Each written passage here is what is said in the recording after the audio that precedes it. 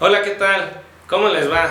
Nuevamente aquí saludándolos a través de la plataforma Switch en el programa La Hora Canaco va con Mario. Hoy tenemos un gran invitado, el ingeniero Nelson Aguilar González, que es el jefe de oficina de clasificación de empresas en el Instituto Mexicano del Seguro Social. Nelson, ¿cómo estás? Bien, buenas tardes. Qué bueno, gracias por acompañarnos. En nombre del licenciado Fabián Camacho, te damos la más cordial bienvenida para que nos platiques de este tema que por las fechas en que estamos está próximo a vencerse, que es la presentación de la declaración anual de la determinación de grado de riesgo que se presenta ante el Instituto Mexicano del Seguro Social.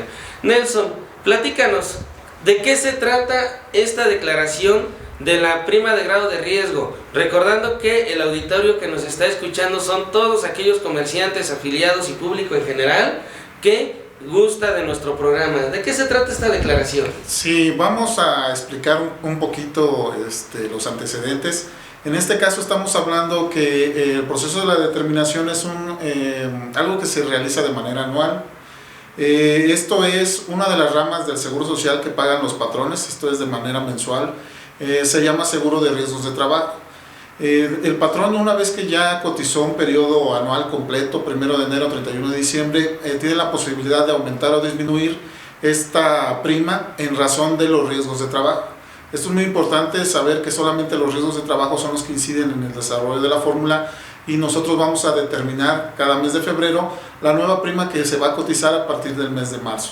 Muy bien, estimado comerciante, estimado público, recordemos que los que somos patrones y tenemos inscritos a nuestros trabajadores en términos del artículo 12 de la Ley del Seguro Social, pagamos varias ramas de aseguramiento y obviamente son los mismos beneficios que el trabajador y sus beneficiarios gozan, entre ellos el ramo de riesgo de trabajo.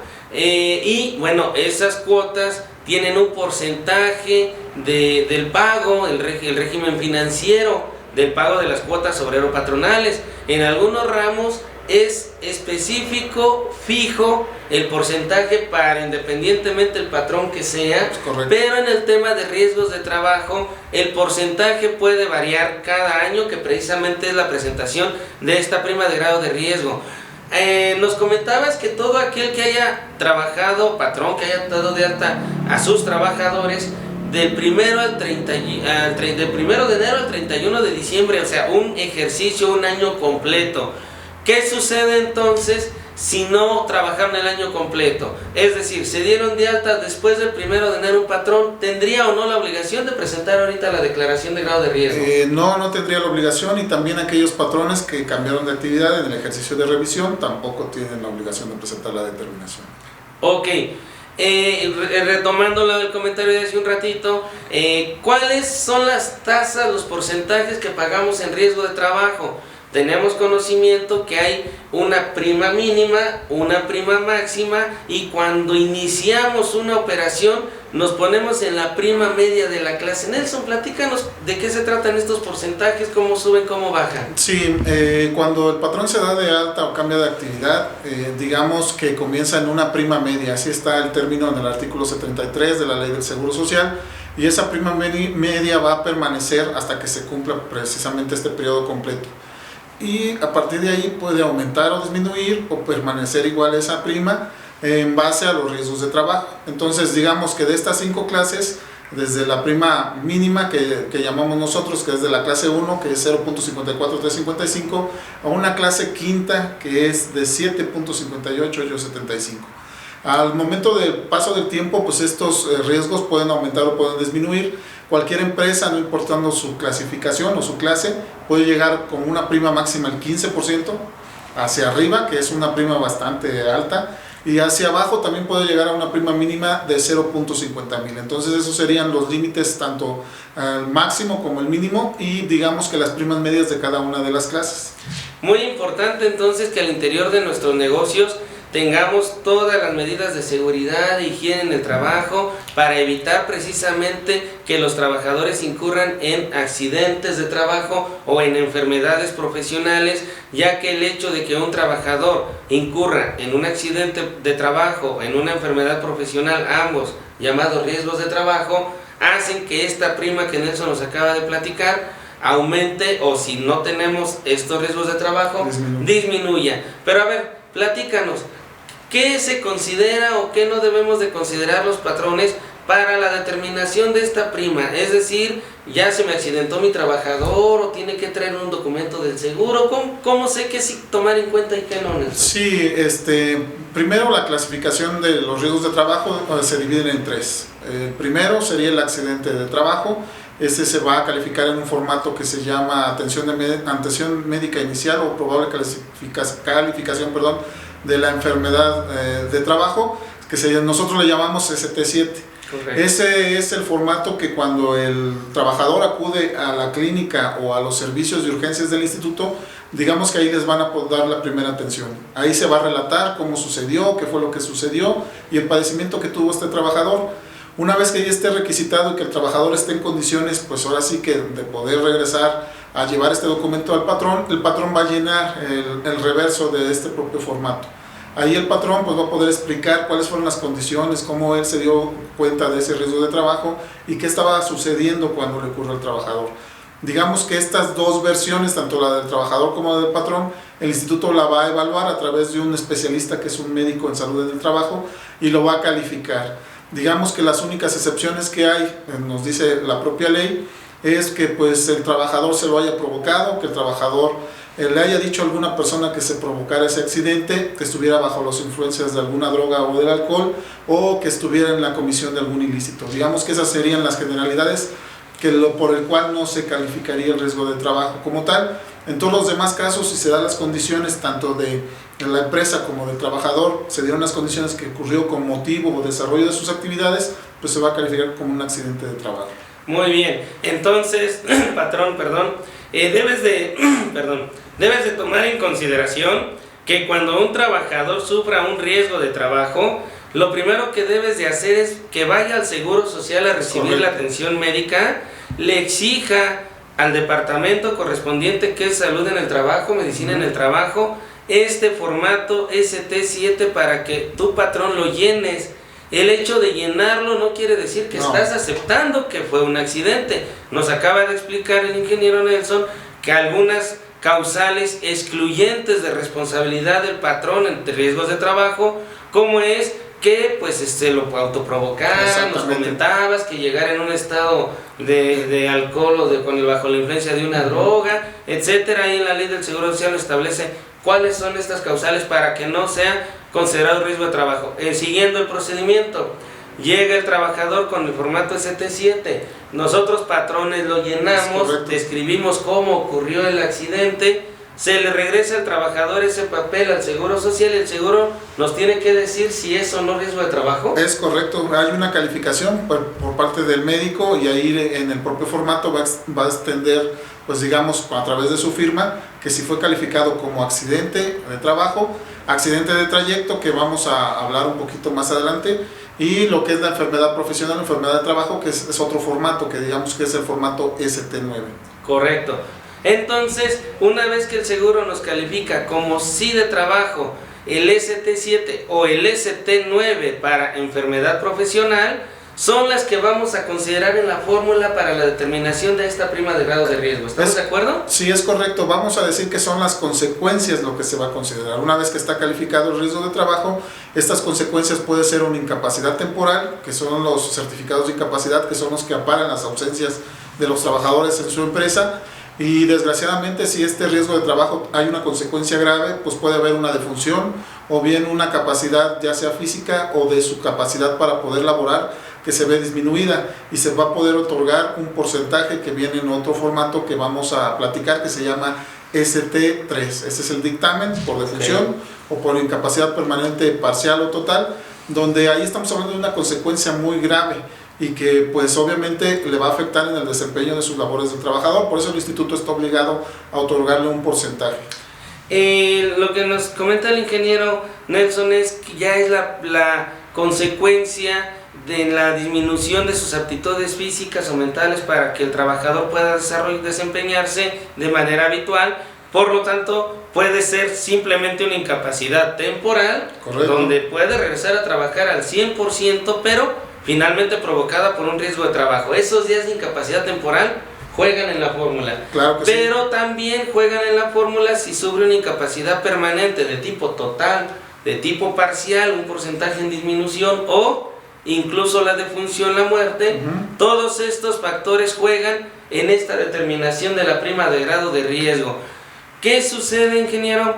Si un trabajador se me accidenta o se me enferma, y bueno, hay enfermedades que duran muchísimo para sanar o curarse, incluso intervenciones quirúrgicas, rehabilitaciones, prótesis, etcétera, y brinca del año. Ejemplo, el 20 de noviembre se accidenta, sufre una lesión importante, le empiezan a dar incapacidades temporales de 15, 20 días, brinca al mes de enero, y ahorita en febrero lo dan de alta. Como inició el año 2022, ¿habría que declarar esos días ahorita en la declaración?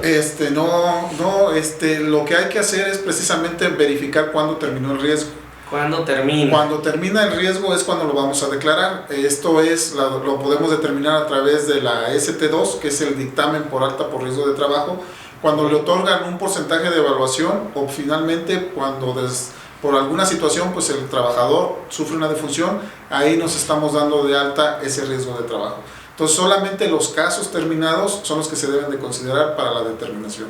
Mucho cuidado, estimado patrón, al momento de calcular ahorita esta determinación de la prima de grado de riesgo, tomar solamente los casos terminados en el 2022.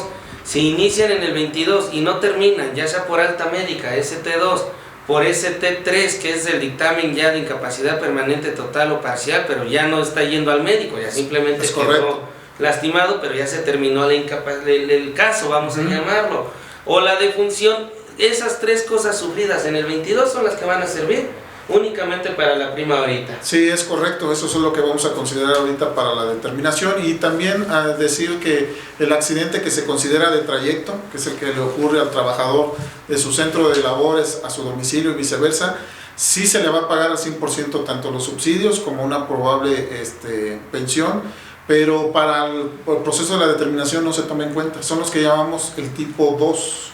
Ok, qué buen comentario y aclaración principalmente, ingeniero, nos haces, porque hay que señalar que tanto los accidentes, enfermedades que ya platicamos, como los ocurridos de casa a trabajo, trabajo-casa, también son considerados riesgos de trabajo. Es decir, el trabajador va a gozar de las prestaciones en dinero como si hubiera sido en ejercicio con motivo del trabajo, no en trayecto. Pero esos casos de accidente en trayecto nos señalas que no juegan para la determinación. Es correcto, estos accidentes van a quedar fuera de la determinación. También van a quedar fuera pues aquellas enfermedades generales y también algún otro tipo de incapacidad, porque luego también nos preguntan, oiga, los de maternidad también. No, claro que no, esos no, solamente son los riesgos de trabajo. Muy bien, entonces que quede muy bien asentado que hay incapacidades o enfermedades o lesiones que sufre el trabajador por riesgo de trabajo, pero también por una enfermedad general que no tiene absolutamente nada que ver con ejercicio con motivo del trabajo, o la maternidad que se explica por sí sola, que el seguro también otorga esa incapacidad por maternidad, pero esos casos obviamente no jugarían para la determinación de este índice de siniestralidad. Es correcto. Bueno, estimado público, vamos a una pequeña pausa para continuar con un segundo bloque en su programa La Hora Canaco va con Mario. Volvemos. Estamos de vuelta aquí al programa La Hora Canaco va con Mario, precisamente con su servidor, contador público licenciado en Derecho, Mario Eric Anaya Arteaga, hoy en día tesorero de la Cámara Nacional de Comercio. En nombre del presidente Fabián Camacho, continuamos con este programa, teniendo aquí como invitado al ingeniero Nelson Aguilar González, que es el jefe de la Oficina para Clasificación de Empresas. Recordando un poco que estamos hablando pues de esta declaración que se tiene que presentar el 28 de febrero a más tardar, donde estemos determinando la nueva prima de grado de riesgo para efectos del Seguro Social, ¿verdad, ingeniero? Es correcto. Y bueno, continuando, ingeniero, ya nos comentaste cuáles son los tipos de incapacidad que se tienen que considerar para la determinación. Dinos, ¿cuánto aumenta o cuánto disminuye esta prima en el porcentaje que pagamos de cuotas obrero patronales? Sí, con respecto a la prima que viene pagando el patrón, o que nosotros le llamamos la del ejercicio inmediato anterior, puede aumentar hacia arriba hasta un punto porcentual y disminuir hacia abajo hasta un punto porcentual. Déjame explicar un poquito más. Adelante. Si tenemos una prima que es de 3.18550, lo más que puede aumentar teniendo muchos accidentes sería 4.18550. Por el contrario, si no tiene ningún accidente, lo menos que puede disminuir es a 2.18550.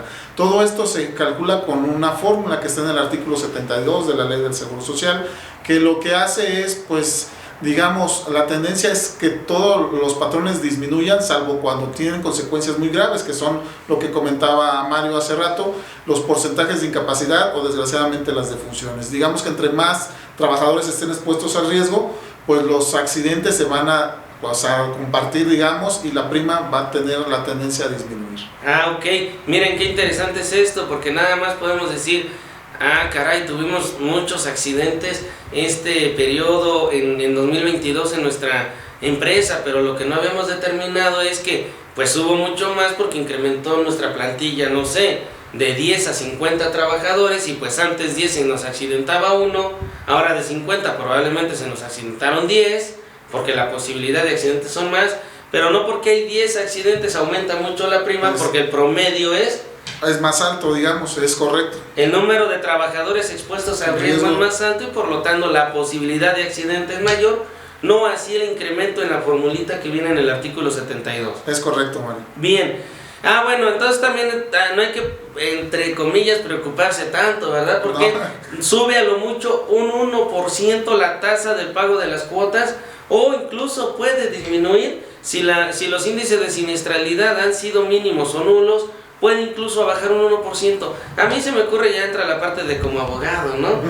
Que se me ocurre hacer una pregunta, no es de ley, no es tanto para el ejercicio, pero me nació ahorita, ¿no consideras como inequitativo que aquella empresa que su índice de siniestralidad con la fórmula subiera exageradamente un 10%, al seguro le está costando más los trabajadores de esta empresa, porque están atendiendo a muchísimos con medicamentos, con consultas, con cirugías, con pagos de pensiones de riesgo de trabajo, y que solamente suba un 1%, y al que tiene pocos, pero la formulita da para uno?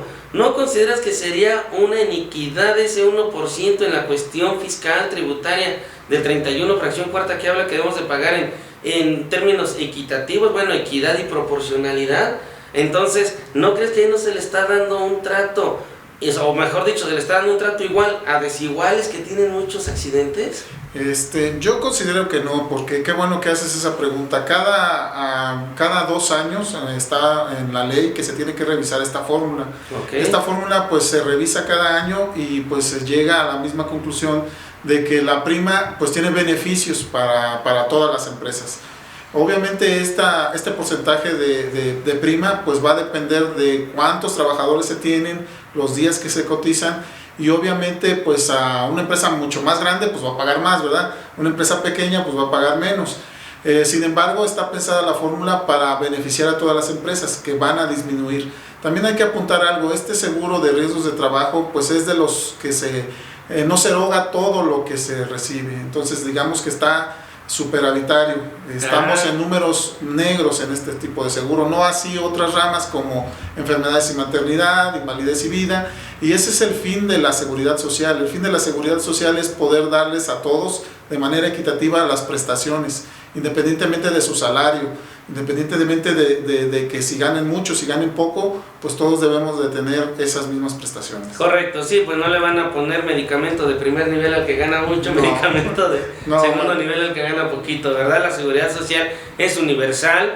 Obviamente lo que se va a cuantificar de manera diferente pues son las prestaciones en dinero. Obviamente no es lo mismo una incapacidad al 100% de quien gana 25 UMAS, que es el tope de cotización en el Seguro Social, a quien gana 200, 300 pesos, pero el medicamento, la atención médica, quirúrgicas, prestaciones sociales son las mismas, ¿verdad? Es correcto. Entonces platicábamos que no es mucho de espantarse, a lo mucho subirá ese 1%, independientemente de que tengamos muchísimos accidentes, incluso disminuir. Porque bueno, acabamos de tener una plática con el licenciado Rodolfo Cholico, que nos vino a hablar sobre el incremento de las cuotas en el ramo de retiro, santidad avanzada y vejez. Más cuotas, aumenta nuestro índice de siniestralidad, más cuotas, más porcentajes. Entonces no se nos espanten, al menos en materia de riesgos de trabajo, a lo mucho sube el 1%, es correcto, ¿verdad? Mario.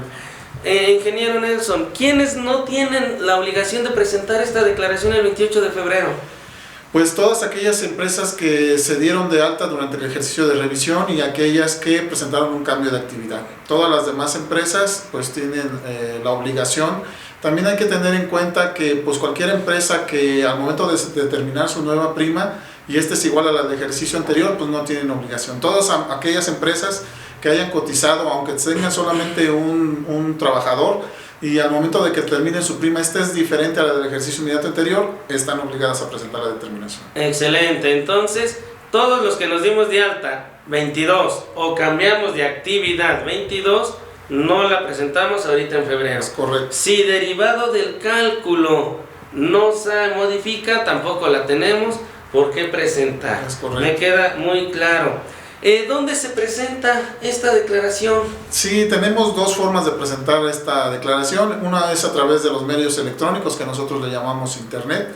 Es a través del IMSS de su empresa o el escritorio virtual. Se hace a través de un programa que se llama SUA, que es donde se determinan las cuotas. Esto se genera la información a través del programa.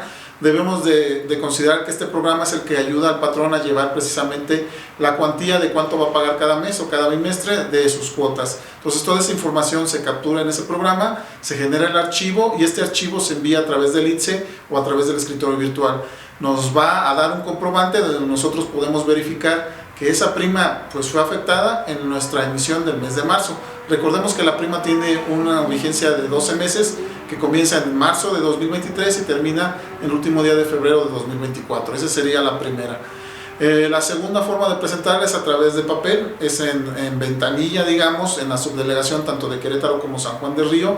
Debemos de presentar los formatos que se generan a través de un aplicativo que está en la página del IMSS.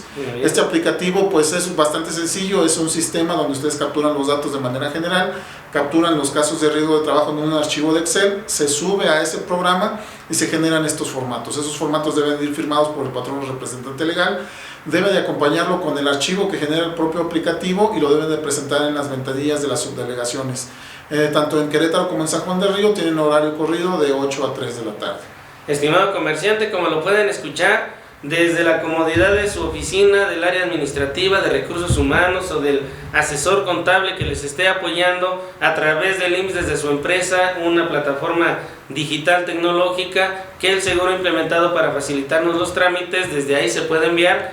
Ojo, si tenemos bien nuestro SUA, el Sistema Único de Autodeterminación, que mes a mes estamos alimentando con altas, bajas, modificaciones de salario, y ahí ponemos las incapacidades que fueron otorgadas por el médico del Seguro Social. Correcto. Este cálculo debería de salir de manera automática ahorita. Es correcto, ahí cuando nosotros tenemos esa precaución de capturar la información y estamos en el supuesto de que venimos actualizando mes con mes, al momento que nosotros hagamos el cálculo en el mes de febrero, pues la información va a estar correcta. Y si no tenemos esta información capturada, no tenemos el SUA, no tenemos internet, porque bueno, también hay que conocer que tenemos comerciantes en zonas rurales, zonas serranas, donde todavía la tecnología no alcanza. Bueno, tenemos que presentarlo en papel, imprimir el formatito y presentarse ante las oficinas del Seguro Social con la documentación que nos comenta, que es el formato, el representante legal, la tarjeta patronal, ¿qué más? ¿El poder? No, la tarjeta patronal es suficiente, sí, ahí me faltó puntualizar un poquito. La tarjeta patronal, los formatos firmados y el archivo con la determinación que se va a generar con el aplicativo. Serían los suficientes los documentos. Y comentamos esto de que la facilidad y de que sí vayan y la presenten, porque, bueno, un tema que no quisiéramos tocar, pero que es más que necesario. ¿Qué sucede si no se presenta el 28 de febrero esta declaración? Nuestros estimados comerciantes, ¿qué puede repercutir si no presentan esta declaración el 28 de febrero? Sí, desgraciadamente, contador, a veces pues, sucede por alguna situación y el instituto pues detecta esta falta de presentación, pues puede llegar a una multa. Bien. Generalmente pues se genera una resolución, digamos, en el mejor de los casos, y lo único que nos da el instituto es la nueva prima a cotizar. Pero en algunas situaciones especiales que, digamos, teniendo la obligación de presentar la determinación y tener más de 10 trabajadores expuestos al riesgo al año, nos puede ocasionar una multa teniendo esa obligación y no se presenta. Otra situación de que por qué nos pueden multar es cuando presentamos de manera extemporánea o con datos falsos o incompletos esta determinación, también podemos ser objetos de multa. Antes de, te interrumpo, el no llenar el formatito ST7 que nos platicabas hace un rato, ¿hay multa también?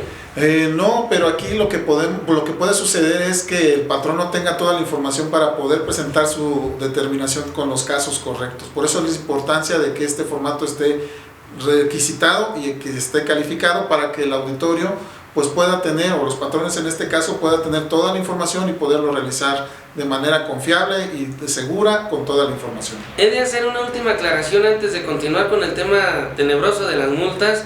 Es que el llenar este formatito a veces también es un medio de defensa del propio patrón, porque bueno, habrá trabajadores, digo, no sé, no creo, pero que son medios mentirosos, que se caen en la casa jugando fútbol el fin de semana o tomando un agua fresca para el calor, se caen, sufren un accidente, se lastiman, sufren una lesión orgánica o perturbación funcional, y pues llegan rectitos al otro día a la oficina y ahí fíjense que se caen, ¿no? Cuando sucede esto, creo que ese formato ST7 es el indicado para que el patrón también le sirva para que el seguro califique como no de trabajo y por lo tanto no aumente esta prima, ¿verdad? Claro que sí, contador. El instituto, pues teniendo en cuenta todos estos factores, también a veces manda unas cartas aclaratorias, donde es importante que el patrón o la persona que lleva el trámite pues sea lo más claro posible, porque a veces asumen lo que dice el trabajador, pero no tienen la total seguridad de que así sucedió. Entonces el instituto, obviamente, conociendo este tipo de casos, pues por eso les pide que lo relaten. El patrón se le da la oportunidad de que dé su versión, y si ellos consideran que por alguna situación este caso de riesgo no ocurrió como dice el trabajador, pues le hagan llegar al instituto la suficiente documental y tanto el formato esté llenado de esa manera para que se pueda calificar como no de trabajo, porque también se califica como no de trabajo. Bien, es válido entonces, más que válido, yo creo que conveniente llenar este formato ST7, primero evitar la multa, 2, dar cumplimiento a la ley, 3, poder argumentar cualquier causal de excluyente de responsabilidad o señalar precisamente que ahí no ocurrió el accidente. Regresando a las multas, ¿de cuánto es en general estas multas por no presentar? 2, presentar la extemporánea. 3, con datos falsos o incorrectos. Y 4, el no obtener el formatito, ¿no? Entonces, ¿de cuánto es estas multas para que nuestro auditorio, más que espantarse, lo tome en cuenta y cumpla con estas obligaciones establecidas en ley? Sí, contador, pues estamos hablando de una multa inicialmente de 20 UMAS. Recordemos que la UMA es la unidad de medida que está actualmente para todos los trámites de gobierno, que son 103.74 pesos. Si eso lo multiplicamos por 20 veces, pues nos está dando un total de 2.074.80. También un comercial por parte del instituto, si ustedes la pagan dentro de los primeros 15 días, pues van a obtener un 20% de descuento. Pero pues sí, lo mejor es evitar este tipo de multas. Ahora, ¿qué sucede cuando no la presentamos? Decías hace un momento, la nueva prima empieza en marzo, el 1 de marzo. El no presentarla nos puede ocasionar un problema, ya olvidámonos de la multa, pero de que nuestras cuotas estén mal determinadas porque no tengo mi nueva prima cuando a lo mejor sí se modifica. Sí, es correcto. El instituto, al momento que detecta que el patrón, teniendo la obligación, no presenta, genera una resolución que nosotros le llamamos resolución de determinación. Esta resolución sí va acompañada de una multa, pero sí, efectivamente, se genera un mes después de que ustedes ya pagaron la emisión del mes de marzo. Entonces sí debemos de tener mucho cuidado, porque podemos caer en también otra situación de no pagar de manera correcta, y entonces ahí el instituto nos puede aplicar sobre la diferencia otra multa que puede ir desde un 40% hasta un 100%. Vean lo delicado de no presentar esta declaración de grado de riesgo, porque en caso de que sí se modifique, no por no presentarla vamos a continuar pagando la misma prima. Sí, el SUA nuestro va a seguir pagando la misma, pero el seguro después nos va a determinar, y no hay plazo, me imagino, generalmente llegan rápido, pero suponiendo que se tarde 2-3 meses, no la determina. Resulta que si sube, nosotros ya pagamos marzo, abril, mayo, por poner un ejemplo incorrecto. El instituto, dentro de sus facultades, tiene 5 años para podernos cobrar esta diferencia de estos 3 meses. Entonces imagínense, nos va a cobrar la diferencia. Recargos, actualizaciones y hasta el 40% de la multa por no presentar la declaración ahorita y conocer si se cambia o no la prima de grado de riesgo. Entonces es complejo no presentarla, no estar informados. Para eso son estos programas, para informarles de estas obligaciones y den cabal cumplimiento a sus obligaciones fiscales. Por último, ingeniero, en gran parte del sector que hoy nos escucha quizás tengan menos de 10 trabajadores inscritos en el Seguro Social, o mejor dicho, emplean a menos de 10 trabajadores. ¿Ellos tienen obligación de presentar esta determinación o hay alguna opción en ley? ¿Qué nos puedes comentar? Que es la mayoría de nuestro foro que hoy nos escucha. Sí, contador Mario, mire, para este tipo de patrones, pues hay una opción en el artículo 72. No es que no tengan obligación, el instituto les da esa facilidad de optar por presentar la determinación o pagar la prima media de la clase que le corresponda. Pero hablábamos en un inicio que pues la prima es beneficiante, cuando se determina la prima y no tienen accidentes, beneficia porque disminuye. Entonces todos estos patrones, al no presentar este formato, pues no están aprovechando esto que el propio instituto les está otorgando, que es esa disminución de la prima. Por eso nosotros invitamos a todas las empresas que, aunque tengan un solo trabajador, pues presenten su determinación. Ahora sí que hay que tener esta determinación presente para que puedan ustedes pagar la prima que es correcta y puedan determinarla de una manera pues fácil y segura. Entonces sí invitamos a que hagan esta presentación, no importa que tengan un trabajador. Todas aquellas empresas que nunca han presentado una determinación pues siguen pagando la misma prima, nunca van a tener este beneficio porque no lo han presentado. Entonces hay que tener en cuenta que si no tengo accidentes va a ir disminuyendo esta prima un punto porcentual hasta llegar a una prima mínima de 0.50 mil. Antes de despedirnos, me nace una última pregunta. Si alguien cambia de domicilio, ya sea de municipio o incluso tenía mi empresa en el estado de Hidalgo, me cambio a Querétaro, ¿me debo de sacar un nuevo registro patronal? Y dos, ¿debo de presentar esta declaración de grado de riesgo? Sí, contador Mario, mire, tenemos digamos dos posibilidades. La primera, en el mismo municipio, puedo cambiarme en el mismo municipio, sí tengo la obligación de presentar la determinación. ¿Por qué? Porque estoy utilizando el mismo registro patronal, coticé todo el periodo completo y pues determiné mi prima y esta resulte diferente al ejercicio anterior, tengo la obligación. Correcto. En el caso de que cambio de municipio, sí, tengo que aperturar un nuevo registro patronal, pero aquí hay un beneficio en el artículo 28 del reglamento, pues el instituto les puede respetar esa prima por ese cambio de domicilio. Solamente que sea cambio de domicilio, si hay un cambio de actividad ya no se puede respetar, pero si es solamente el cambio de domicilio, se apertura el registro patronal, se hace el trámite ante el instituto que es el cambio de domicilio, se presenta un formato y se le puede respetar esa prima y tiene la obligación de presentar esa determinación con ese nuevo registro patronal. Excelente, pues muchísimas gracias. Ingeniero Nelson Aguilar González, jefe de oficina de clasificación de empresas en el Instituto Mexicano del Seguro Social. Estimado comerciante, infórmense si les quedó alguna duda, comentario, no duden en escribirnos a través de la plataforma Switch o poder acudir a la Cámara de Comercio donde les podemos brindar asesoría, precisamente por eso son afiliados de nosotros, o al número personal 442-226-4569 en el cual podemos asesorar, apoyar en este tema o en muchos otros más que hemos estado platicando aquí, o directamente al instituto. Vamos aquí a comprometer al ingeniero para que nos proporcione su dirección y teléfonos para que toda duda que tenga usted, estimado comerciante, empresario, público en general, respecto a estos temas, las autoridades en este ámbito de colaboración que tienen con la Cámara de Comercio en Querétaro, estamos precisamente acercando estos medios para ustedes. Ingeniero, ¿puede proporcionarnos sus datos, por favor? Claro que sí, contador Mario. Mi nombre es Nelson Aguilar González, soy jefe de oficina de clasificación de empresas. El teléfono es 442-211-2300 y la extensión es 51803. También nos pueden encontrar a través del correo electrónico que es nelson.aguilar@ims.gov.mx. Cualquier duda, comentario, ahí estamos para poderlos asesorar.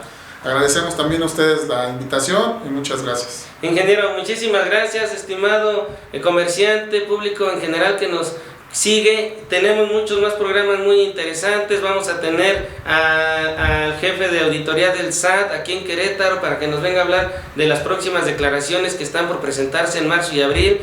Tenemos ya comprometidas fechas con la delegada de la Prodecon para que conozcan sus derechos como contribuyentes, por aquí otras autoridades del seguro en temas del régimen de la construcción, a los que un tema muy importante, no porque los demás no, pero este afecta ya no solo a patrones sino a trabajadores, temas de pensiones. En el Seguro Social tenemos un amplio ya comprometido temas para cada uno de ustedes. Es que no dejen de seguirnos a través de la plataforma Switch y nos vemos a la próxima. Gracias.